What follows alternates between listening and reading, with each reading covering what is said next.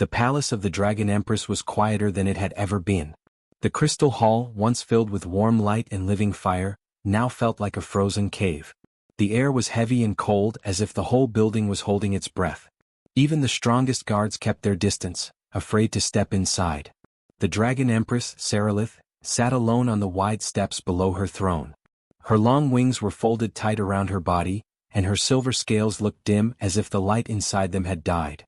In her claws, she held a small necklace made of bright blue crystal. It was the necklace her child used to wear every day. Now it was the only thing left. Every few minutes, a soft trembling came from her chest. The sound was not loud, but it shook the air like a storm. The trembling was grief, deep and sharp. It spread through the palace and made the walls vibrate. The guards outside could feel it under their feet. They whispered to each other, afraid she might lose control and unleash a dragon's full rage. But she never did. She only sat, silent and broken, in a hall meant for leaders and celebrations. No one had seen the Empress like this before. She had ruled the Draken Alliance for over 100 cycles. She was strong, wise, and feared by every enemy who dared challenge her people. But strength meant nothing against the pain of losing her only child. And because she was the Empress, the entire galaxy knew that something terrible had happened. Healers came first. They tried to help her. They spoke softly, offering comfort and calm words. But she did not respond. Her eyes were empty, shining only with the memory of her child. Then the royal advisors tried. They kneeled at the doorway, begging her to speak, to give orders, to eat something. She did not move. Warriors came next. They thought maybe she needed anger instead of comfort. They said she must stand again because her people needed her. But the Empress did not lift her head. She only held the necklace tighter. Finally the diplomats came. They offered messages from other kingdoms. Condolences from powerful allies. Formal words from leaders across the stars. But even those meant nothing to the Empress now. In the end, the palace decided to leave her alone. Everyone agreed she needed space and time. But that decision did not bring peace. The halls still shook with her silent grief.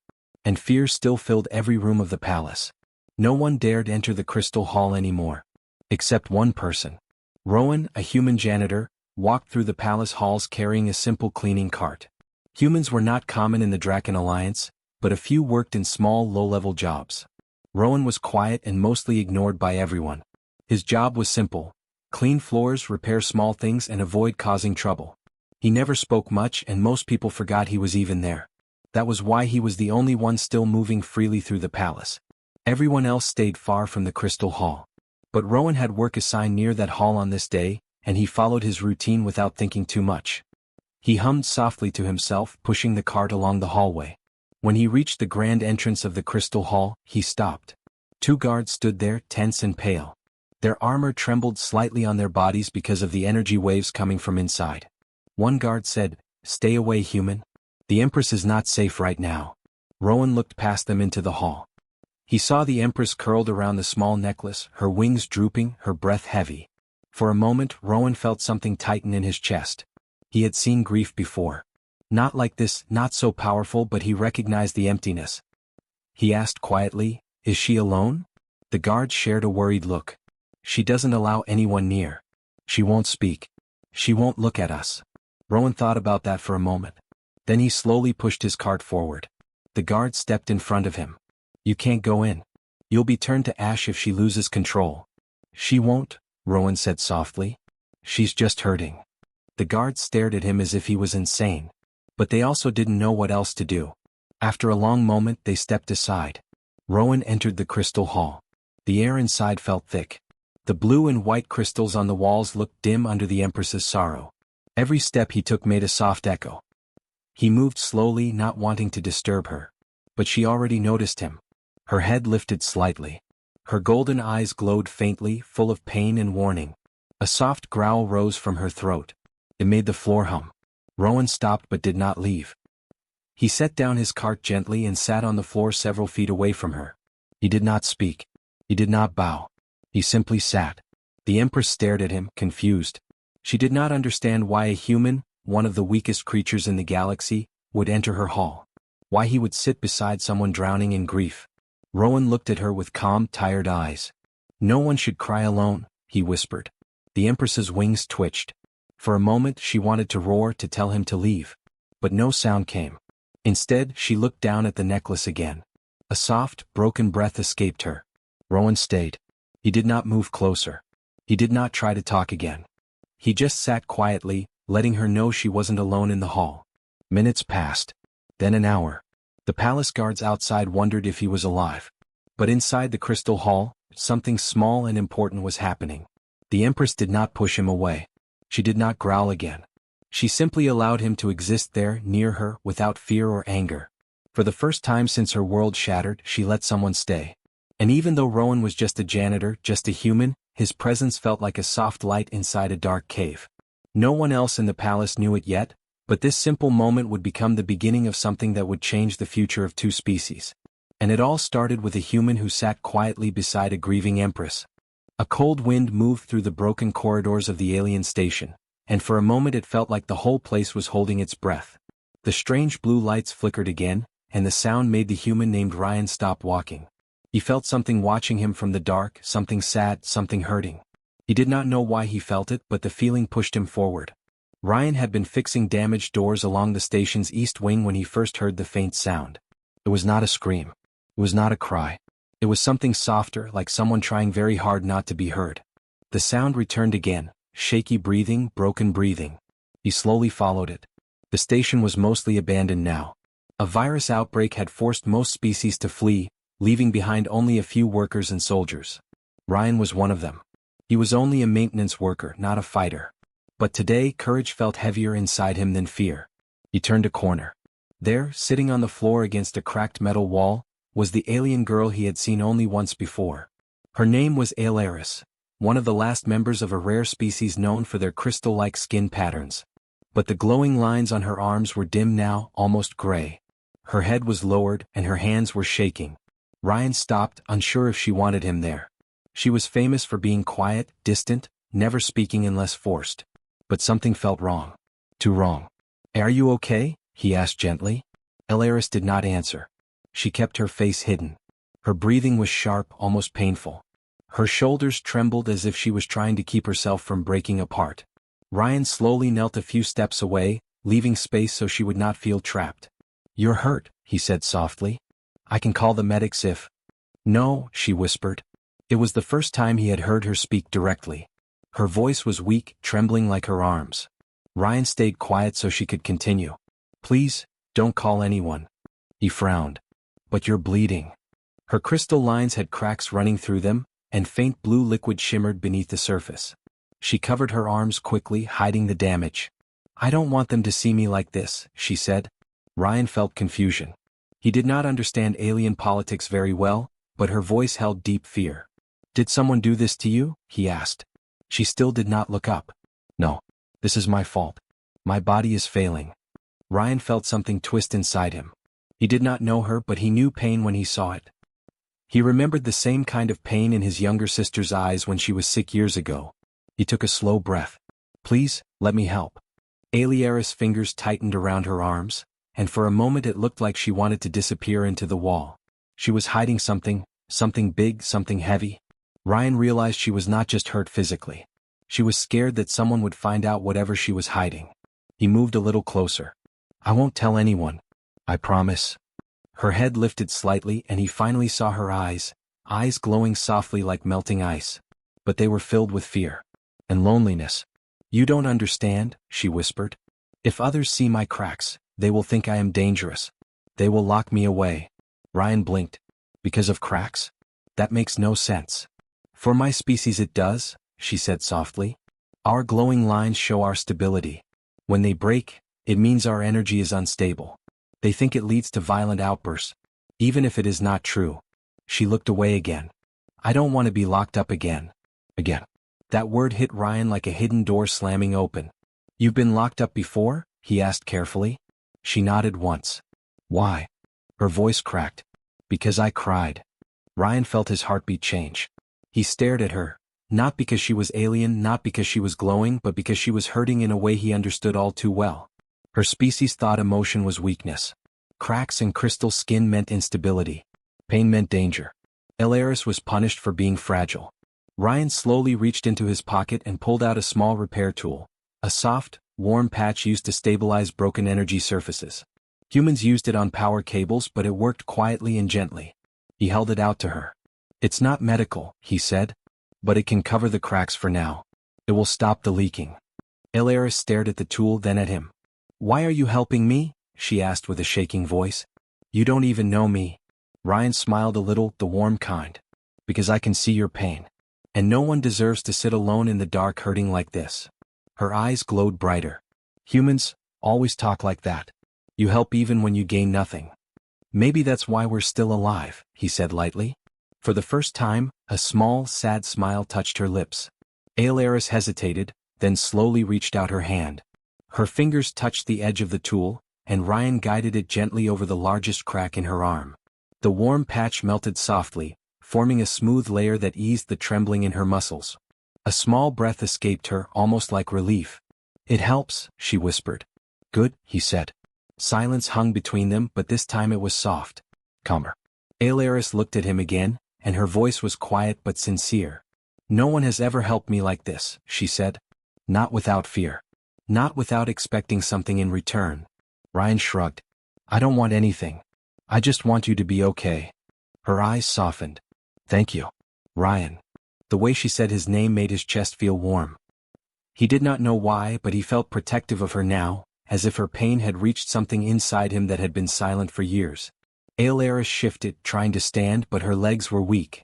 Ryan moved carefully and helped her without touching her too much. She leaned slightly on the wall, her glowing lines a little brighter now. I should go, she whispered. If someone sees me with repaired cracks, they will ask questions. I can walk with you, Ryan offered. No. If they see you near me, they will blame you too. Ryan frowned. Let them. I don't care. She looked at him with surprise, real deep surprise. Humans? She whispered again. You always care. She slowly stepped back into the shadows but paused before leaving. Her voice was soft, almost a secret. You saw my pain when everyone else ignored it, she said. I will not forget this. Then she vanished around the corner. Ryan stood alone in the dim corridor, but something inside him felt different. He had seen fear in her eyes. He had seen loneliness. But he had also seen strength trying hard to survive. And he knew this was not the end. Something big was coming. Something her pain was hiding. And he would not let her face it alone. The alarms on the station were silent that night, but Ryan felt something heavy in the air. Ever since he helped Alaris hide her cracks, his mind had not rested. He kept thinking about her words, they will lock me away again. Something about that felt bigger than just fear. It felt like a secret she was forced to carry alone. Ryan knew he should stay away. Humans were warned not to interfere with high-ranking aliens, especially her kind. But he could not forget the trembling in her voice. He could not forget how she walked away like someone who had learned to survive by being invisible. So after work, he quietly followed the same path he had taken before. The corridor where he found her was empty, but the air still carried the memory of her pain. Something deeper pulled him forward. He walked until he reached the restricted wing, an area only authorized species could enter.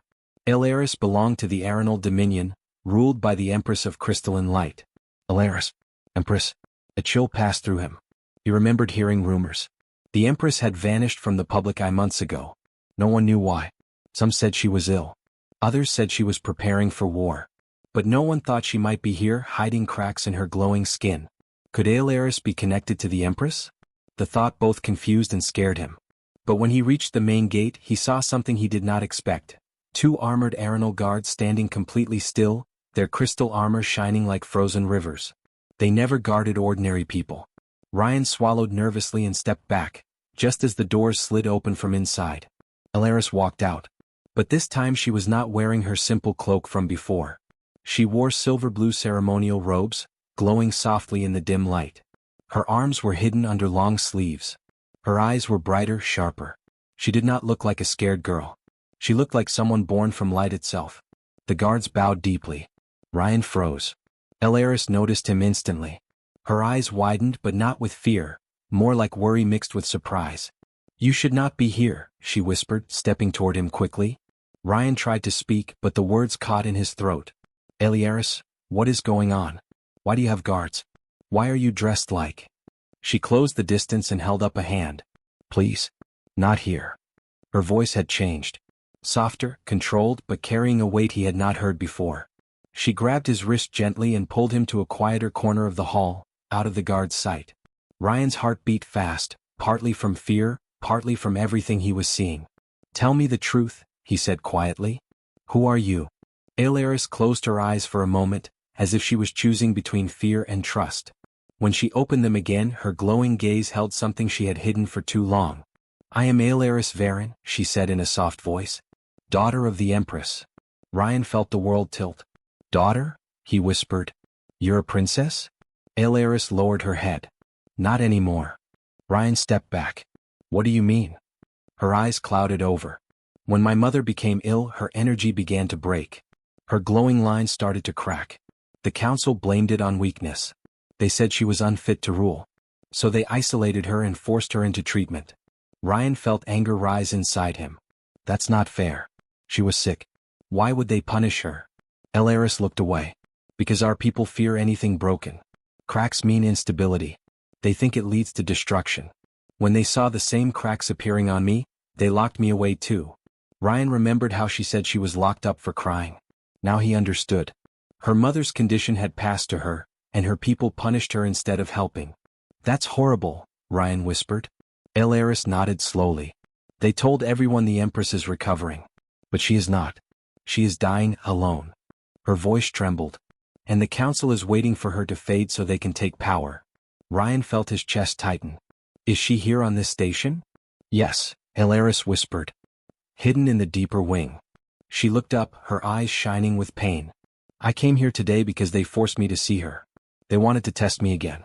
To see if my cracks were getting worse." Ryan felt anger build inside him like fire. "That's why you didn't want anyone to see the cracks. They would lock you away again." Alaris nodded. "But you're not dangerous," Ryan said firmly. "You're just hurting." Her lips trembled. "The council does not care about pain. They only care about control." Ryan took a slow step closer. "And you've been facing this alone all this time?" Alaris hesitated, then nodded. "I had no one. No friends. No one who looked at me without fear." Her voice softened. "Until you." Ryan felt something warm in his chest. He didn't know what it was, but it made him want to protect her with everything he had. "What will they do to you now?" he asked. Alaris took a deep breath. "Tomorrow they will decide my future. If my energy is too unstable, they will seal my powers forever. They will confine me to a crystal chamber, where I will not be able to see the outside world again." Ryan stared at her in horror. "That's a prison." "It is," she whispered. "Then we need to stop them," Ryan said immediately. Alaris looked startled. "You cannot fight the council. You are human. You are already risking your life just by talking to me here." "I don't care," Ryan said, voice steady. "You helped me understand your pain. Now let me help you." Alaris looked at him for a long moment. Her eyes softened. She reached out a trembling hand and touched his arm lightly. "You are the only person who ever looked at me like I am not a danger," she whispered. "You are the only one who sees me as a person." Ryan met her gaze without fear. "Because that's who you are." Alaris inhaled shakily. "If you stay near me, they may punish you too." "Let them try," Ryan said. A tear glowed in the corner of her eye, shimmering like liquid crystal. "You are brave," she whispered. "No," Ryan said softly. "I just don't want you to face this alone." Alaris lowered her hand slowly. "Then, tomorrow when they judge me, I want you there." "I'll be there," Ryan promised. She stepped back as her guards approached again, their armor glowing faintly. Alaris returned to her royal posture, her expression calm, almost cold. But before turning away, she looked at Ryan one last time, her eyes saying everything her voice could not. Then she walked into the restricted wing, disappearing behind the shining doors. Ryan stood alone, his hands shaking slightly, not from fear but from a new understanding. Alaris was not just hiding cracks. She was hiding a truth that could shake two worlds. And tomorrow, everything would change. Ryan did not sleep that night. He kept thinking about Alaris, about her cracks, her fear, and the truth she had finally shared with him. He sat on his small bunk, staring at the ceiling of his janitor's room, feeling something heavy in his chest. Tomorrow would decide everything for her. And somehow, it felt like it would decide something for him too. When the first light of the station morning glowed through the narrow window, he stood up with a quiet determination. He put on his simple work uniform and walked toward the restricted wing. Other workers avoided the area, but Ryan didn't stop. He kept going until he reached the tall crystal doors guarded by arenal soldiers. The guards raised their glowing spears when he approached. "This area is restricted to your kind," one guard warned. "I'm here for Aileris," Ryan said. The guards exchanged looks. They recognized him. He was the human who dared to sit beside her. The one who made the princess speak after months of silence. "She requested that he be present," a soft voice said. The doors slid open and Aileris stepped out. Her robe was different today, white and silver with a long flowing cape. Her glowing lines were brighter than usual, as if her emotions were shining through her body. Ryan couldn't explain why, but seeing her like this made his heart tighten. She looked at him and relief washed over her face. "You came," she whispered. "I promised," Ryan replied. She nodded once, then turned to lead him inside. The guards followed at a distance, their steps echoing in the wide crystal hall. They walked deeper and deeper into the palace wing until they reached a circular room filled with tall, glowing pillars. At the center stood a raised platform with a throne made of radiant light. A group of high-ranking council members waited there. Their crystal armor shone like frozen stars. Their expressions were cold and unreadable. One of them stepped forward. "Aileris Varen, daughter of the Empress, you stand before the Council of Light to face judgment. Your energy cracks have grown unstable. You are a danger to our people." Aileris lifted her chin. "I am not a danger." "You cried on a public station," another counselor said coldly. "You revealed your cracks. You disobeyed isolation orders." Aileris clenched her fists. "I was hurting. I am not a weapon." The counselors murmured, unimpressed. Ryan could feel her fear. He stepped closer but the guards blocked him lightly. Aileris noticed and shook her head, signaling for him to stay calm. A third counselor spoke. "Your mother's condition worsens each day. Her cracks have reached the core. Soon she will lose control. And you will follow." Aileris's voice broke. If she had support, if she were not alone, she could stabilize. "She is alone for the safety of our people," a counselor said sharply. Ryan suddenly stepped forward before he could stop himself. "That's not safety," he said. "That's cruelty." Everyone turned toward him. Even Aileris looked shocked. A counselor glared at him. "Human, you have no right to speak here." "I do," Ryan said even though his voice trembled. "Because Aileris is not dangerous. She's scared. And you're making it worse." The room fell silent for a moment. Then Aileris slowly stepped forward, standing beside him. Her voice was quiet but steady. "Ryan speaks the truth." Her words spread through the hall like a crack in glass. One counselor narrowed their eyes. "You let a human influence you?" Aileris held her ground. "He is the only one who sees me as a person. Not a symbol. Not a threat." Ryan swallowed hard. Aileris's courage made him feel stronger too. "Humans understand cracks," Ryan said softly. "We break all the time. But we get back up. And we help each other. You keep talking about control, but what she needs is support." The counselors exchanged stiff looks. "This is unacceptable," one of them said. "A human cannot interfere in royal judgment." But before they could continue, the ground shook. A deep rumble traveled through the floor. The pillars flickered. A sharp alarm sliced through the silence. A guard rushed in. "Counselors, the Empress's chamber is destabilizing. Her energy core is collapsing." Aileris gasped. "Mother." The counselors paled.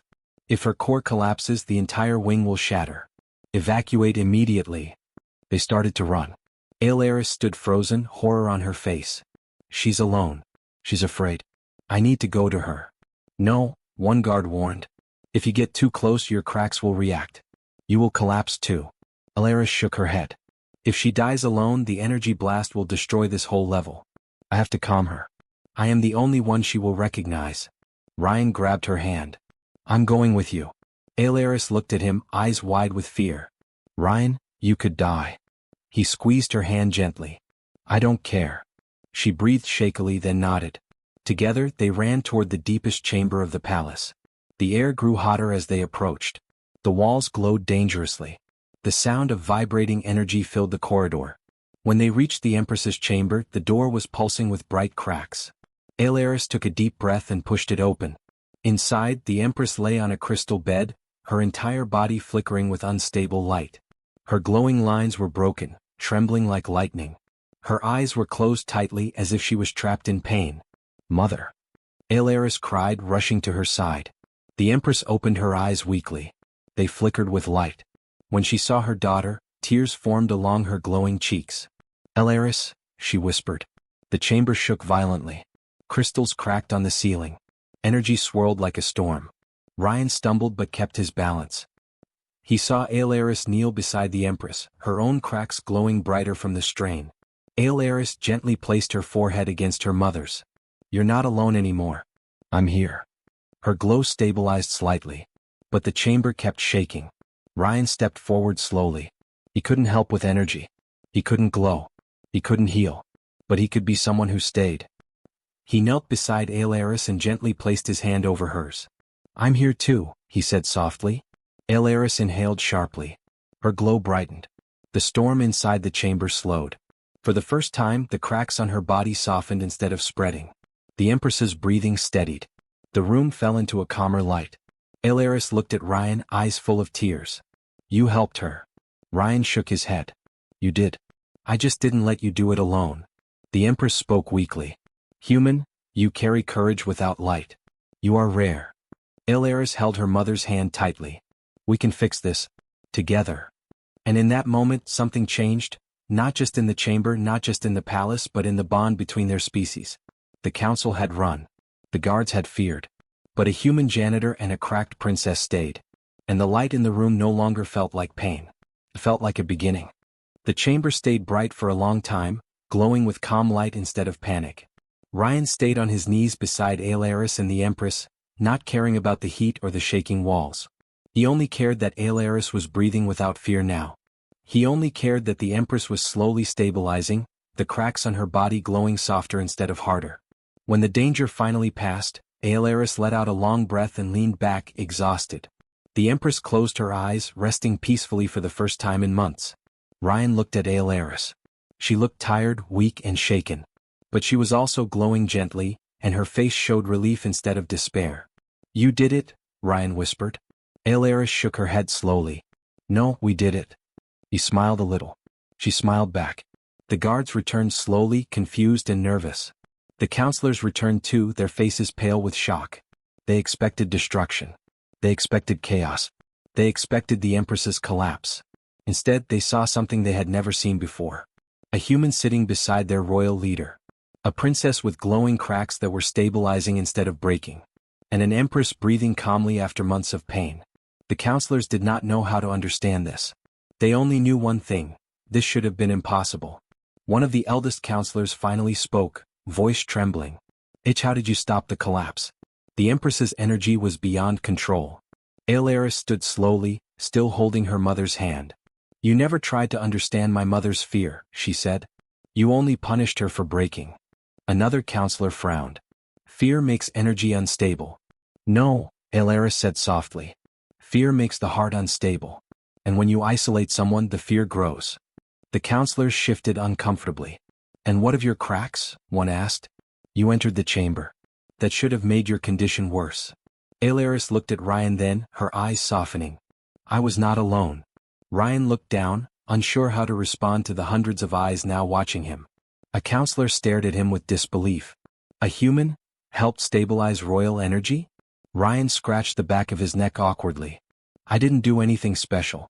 I just stayed." Elaris took a step closer to him. "He did more than that. He treated me like someone worth staying beside." Her voice was simple, but in that room full of powerful beings, it felt like the strongest thing said all day. The counselors whispered to each other nervously. None of their laws explained what had just happened. None of their rules allowed a human to stand beside their princess. None of their traditions allowed a human to influence their decisions. But none of their traditions had ever saved the Empress either. The eldest counselor stepped forward at last. "Your Highness, what do you want us to do?" Elaris looked down at her mother, who watched quietly, her eyes warm and soft. The Empress nodded slowly, giving her daughter silent approval. Elaris lifted her chin. "End the isolation laws." The counselors gasped. Elaris continued. "Stop punishing those who break. Remove the rule that says a person with cracks must be locked away. Let our people heal with support instead of fear." The counselors looked panicked. "But, Your Highness, that would change everything. Our laws hurt us," Elaris said gently. "They hurt my mother. They hurt me. And they will hurt others in the future." Silence fell again. Then Aelaris looked at Ryan. For the first time I was not ashamed of my cracks, she said softly. He showed me that brokenness is not weakness. It is simply a part of life. One counselor stared at Ryan as if seeing a new species. Humans truly live with cracks? Ryan nodded. All the time. Physical, emotional, everything. But we fix them together.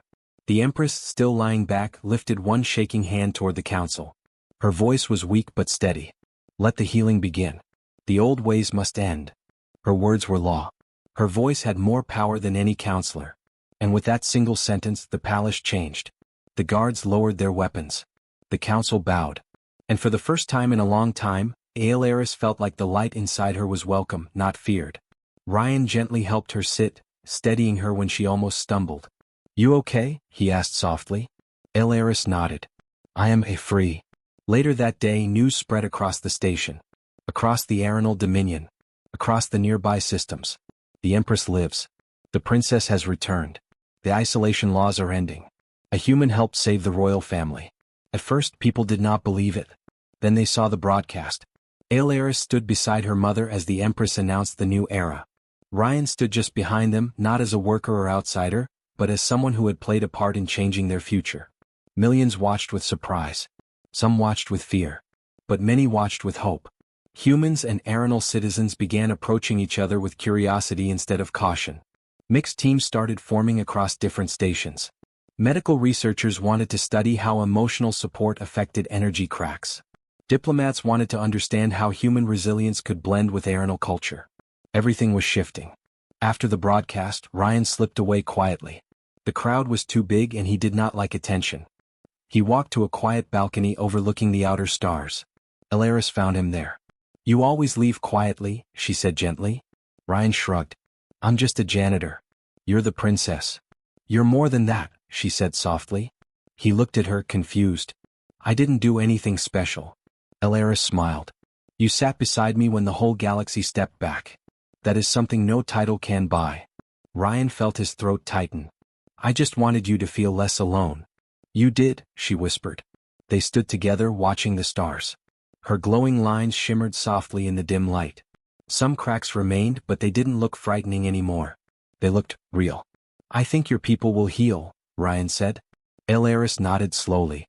Because you showed us how. She stepped closer and gently took his hand. Two worlds were afraid of each other. But now, they will learn from each other. Ryan squeezed her hand back. And it all started with a janitor who didn't run.